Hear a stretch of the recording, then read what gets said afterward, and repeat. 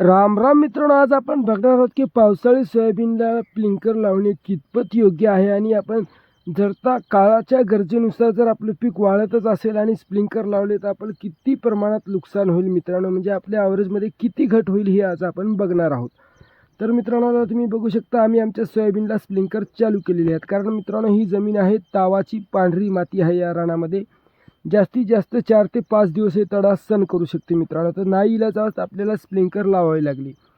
तर मित्रांनो, आता काय झालं की आपण दरवर्षी आता आम्ही स्प्रिंकलर लावतोच मित्रांनो, तरी आम्हाला एकरी 7-8चा ॲव्हरेज येतो मित्रांनो. त्याच्यापेक्षाही जास्त येऊ शकला असता, मात्र काय झालं मित्रांनो, जे काय लास्टची टेप असते की नाही, ज्यावेळेस दाणे भरायची त्यावेळेस आम्ही जरा हलगर्जी केली आणि स्प्रिंकलर लावली नाही मित्रांनो. त्याच्यामुळे आम्हाला थोडं उत्पन्नामध्ये लॉस झाला. तर आता आपला विषय आहे की स्प्रिंकलर लावल्यामध्ये उत्पन्नामध्ये किती घट होईल. तर मित्रांनो, 1.5 ते 2 क्विंटलनी घट होते, मात्र पीक वाळू देण्यापेक्षा स्प्रिंकलर लावलेले केव्हाही चांगले.